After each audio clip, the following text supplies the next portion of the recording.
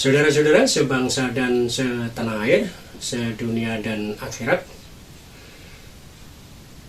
berita mengenai Ade Armando sudah banyak kita tahu dari sejak 11 April lalu. Apa yang terjadi padanya sudah banyak ditulis, dianalisa, dikomentari di berbagai media dan apalagi di platform medsos. Tetapi apa yang sebenarnya terjadi?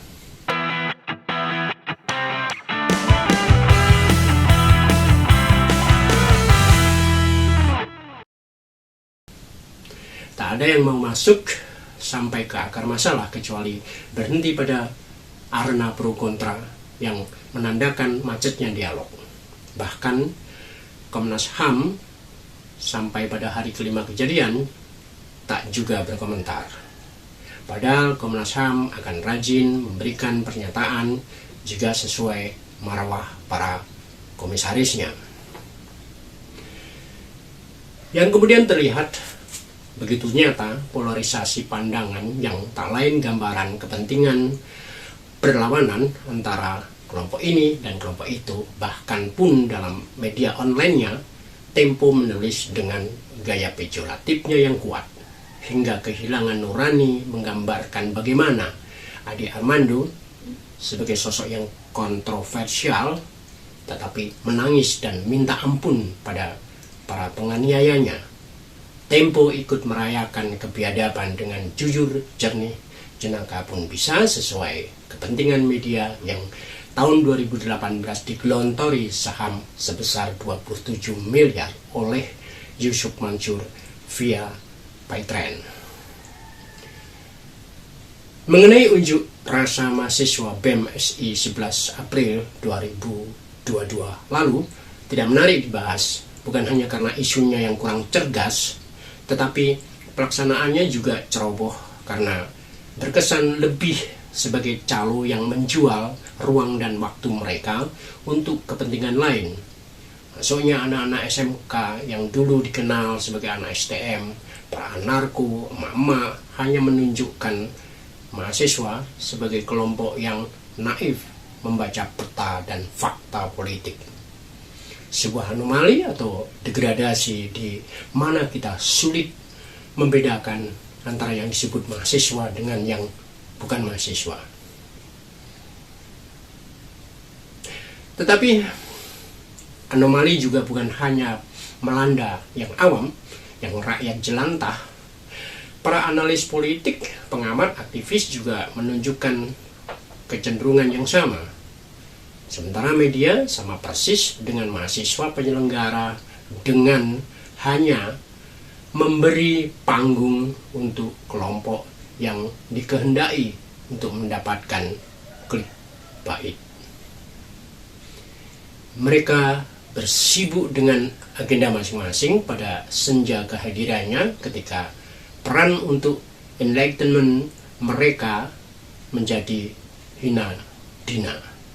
Hanya berhenti pada peristiwa dan peristiwa, tak pernah sampai pada akar masalah untuk beranjak satu persatu pada permasalahan dasar bangsa dan negara ini untuk dicermati, untuk diantisipasi dan melangkah ke depan.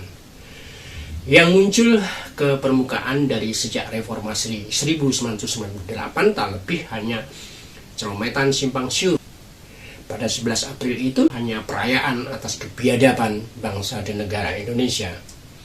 Ada yang menyalahkan Ade Armando, menilainya seperti ular mendekati ke penggebuk. Tetapi ada juga yang menjura, bersyukur, bergembira, bahagia melihat penganiayaan itu.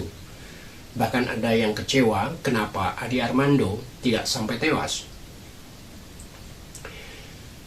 Lebih jauh lagi, bahkan ada pengamat atau aktivis sosial politik yang menganalisis bahwa yang dialami Ade Armando sepadan dengan kekerasan verbal yang dilakukannya dalam wacana-wacana yang diproduksinya di medsos. Ada juga yang sok tahu dengan teori mitologisasi dengan melakukan glorifikasi tipis-tipis karena masih ingin disebut intelektual. Padahal senyampang itu ilmu pengetahuan dan agama gagal memberikan pencerahan, di mana mereka yang makan sekolahan, di mana mereka yang makan dalil-dalil agama.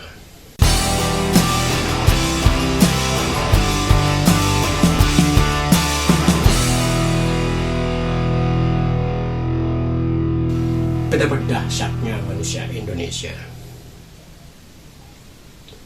Kita berada dalam gelombang anomali, seolah sebuah hal yang terjadi tanpa sebab, juga tanpa akibat yang bisa menjadikan sebab-sebab baru, apalagi ketika agama kemudian hanya menjadi legitimasi bahkan tujuan politik. Maka dialog persaudaraan tak lagi perlu dibangkitkan, karena lain pihak adalah lain kepentingan. Kepentingan satu sama lain saling bertabrakan. Fanatisme agama adalah bentuk lain sebagai pembenar bahwa lian adalah alien. Jika kemudian terbangun masyarakat yang teralienasi dari dirinya, lingkungannya, kehidupannya, juga ilmu dan agama adalah konsekuensi logis. Dari sejak Ken Arok, Majapahit, Mataram Islam hingga naiknya Soekarno, Jokowi, betapa sulitnya belajar dari sejarah. Karena mengakui kesalahpahaman bersama adalah sebuah tabu.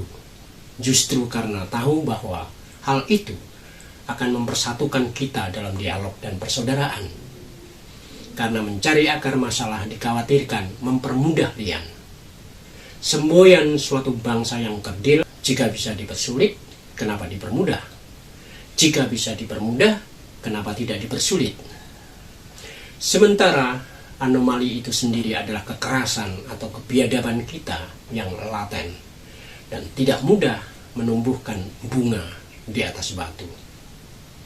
Apalagi batu itu bernama kebodohan, karena sistem pendidikan yang tak jelas, pengajaran berkeagamaan yang tak menghargai logika dan moralitas, minimnya suri tauladan dari elite yang tak jelas kualitasnya, sehingga jembatan emas menuju perubahan, sebagaimana Soekarno mengantar bangsa Indonesia pada 1945, akan kembali sia-sia pada era milenial ini, karena mimpi tak mampu menjadi inspirasi, apalagi merangsang imajinasi kita.